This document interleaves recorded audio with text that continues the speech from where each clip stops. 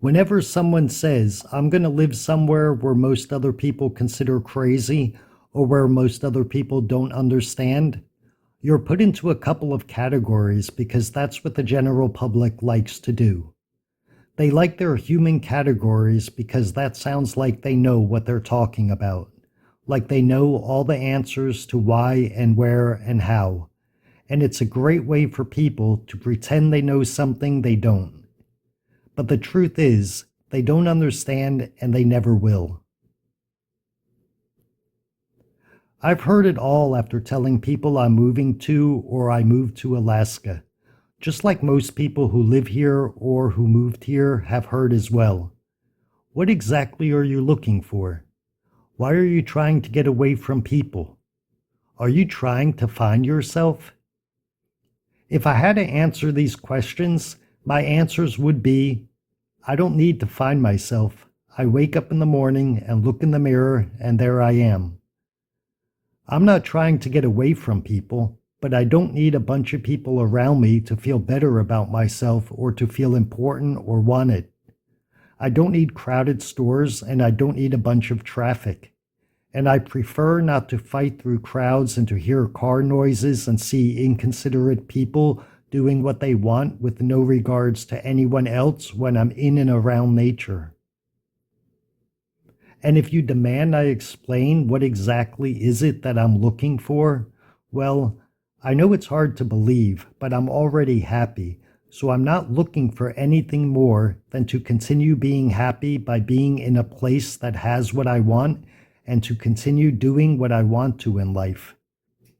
You're not supposed to understand why something makes someone else happy if you don't like doing it as well. And you're not supposed to understand because people are different.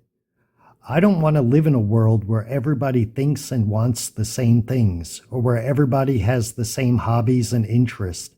That's a boring, repetitive, uninteresting world to live in.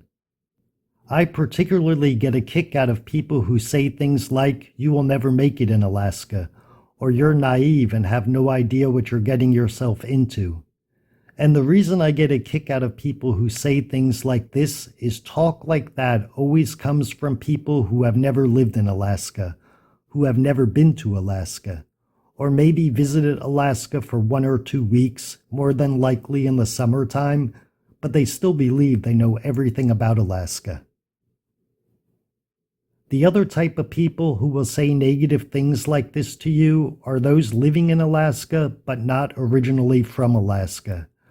They live in smaller towns or in the cities and never planned on going to where you're going to, which is a place most of the time they haven't even visited. I assume there is a bit of jealousy in this case where they may feel tied down or unable to go where you want to and unable to do what you want to, so they try to turn you off into doing it yourself because for some weird reason, that gives them joy when others can't do what they know they can't do themselves. I haven't run into a single Alaskan myself who was born and raised in Alaska who said any of the above things to me. Of course, if you look through some comments in my older videos, there are people from Fairbanks and Anchorage making similar comments. But let's face it, if it bothers someone so much that an unimportant YouTuber is moving to a rural part of their state where they never lived to the point where they start writing lies and misleading information in the comments section in an attempt to make you look like a naive fool, is that person really happy inside? If someone from Anchorage or Fairbanks, just as examples, write a comment insulting a YouTuber because he is having fun and enjoying his time in Alaska and he's living in a remote area of Alaska, I start to question whether that person is angry that an outsider is seeing more of Alaska and experiencing different things in Alaska that he has never seen or done himself. Maybe because he's not able to do it or he's not capable of doing it. Maybe they're just small-minded, self-important individuals and don't like any outsiders because Alaska is supposed to be all theirs. So for those of you who like me, and for those of you who hate me, Here's the difference I've noticed in Alaska between the big cities, the small towns, and the remote communities while living in them all. And most importantly, why I chose the interior to be my home. What I noticed in the bigger cities like Anchorage and Fairbanks is that people who live there have a much closer mentality to the people who live in the lower states. A big reason for that may be because there are a lot of people from the lower states who move to Anchorage for one reason or another. Many of the people in Anchorage would just say things like, I wouldn't want to live in the interior because it's inconvenient and a harder lifestyle, or there's no jobs in the interior that I want to do, or it's just too cold for me there. But I still understand why people love living in the interior.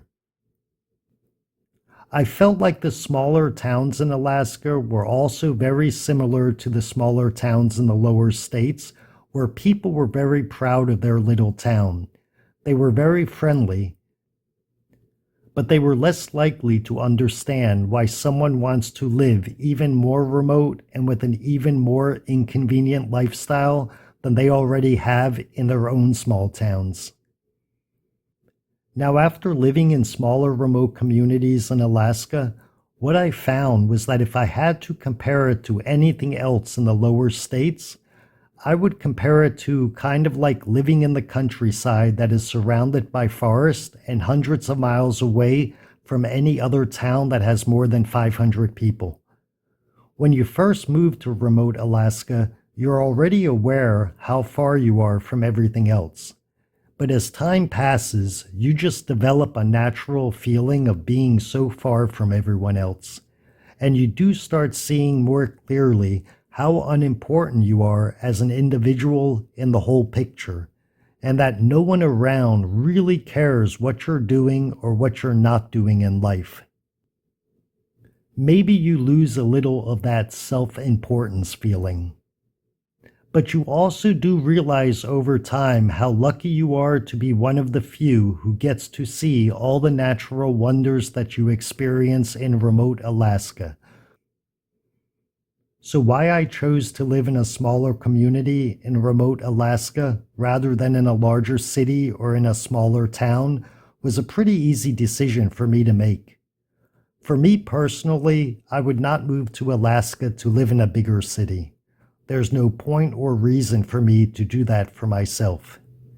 I understand why others would do it. They may want more convenience, or that may be where their job is. Yet at the same time, they're only a 5-minute or 10-minute drive outside of the wilderness. But it's not for me. I am a big fan of smaller towns, and I could always see myself settling down in one in Alaska. Although less convenient than the bigger cities, they still have their advantages when you need to get something. And many of them are closer to the bigger cities if you want to go to Fairbanks or Anchorage once in a while, so that you don't get too unattached from the rest of the world. But the remote communities just have something a bit different, and that is mostly the mentality of those living in remote Alaska. People here are less concerned with not only the rest of the world, but also the rest of Alaska. They don't have so much free time to spend on unimportant things in life, but rather they need to spend that free time preparing for the winters or taking care of other things that affect them directly, much more than it would if they were living in a small town or a bigger city. They have to spend more time on surviving. And I'm not talking about life or death survival like you see in those silly reality TV shows on Alaska. I'm just talking about they seem to spend more time on things that are more important. And that's something I think the people in the bigger cities and even in the smaller towns lack, because they have more convenience and more access to things they want and need. But I particularly like how, although people in smaller towns are very helpful, especially to newcomers, the people in the smaller communities often go way out of their way to help others, whether they're newcomers or whether they're longtime residents who need help or advice. They have the mentality that we all need each other to survive. It kind of reminds me of the 1970s when neighbors watched out for other neighbors, making sure no shady characters were walking around someone's house. And that's a good feeling to have when you know even people who never met you and don't know you are still going to step up and help you if you need it. What I also like in the smaller remote communities is you quickly realize that you now live in their own little world, almost like nothing exists on the outside that is important. I'd also like to share what I think is something that is not good about living in the smaller remote communities in Alaska, because no place is perfect. You are further away from family, and that can be hard for some people, as well as it's always going to be hard for your family. And if you think about that too much, you will start having a sense of guilt. I've lived further away from my family for so long that I think it's kind of become normal both for myself and also for my family. Another bad thing about living in remote, smaller communities in Alaska is it's much more difficult to make friends than possibly anywhere else in the lower states. And the reason for this is although people are friendly here and accept you very quickly into their community and are very helpful to strangers, they are not quick to accept you as a close friend, no matter how much you and them get along or have in common. And the reason for this is they are so used to people coming and leaving after 1 or 2 years.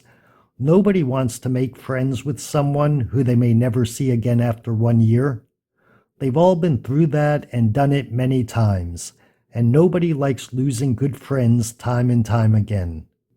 So you do have to take things a bit slower and not push yourself on to other people and let them go at their own speed.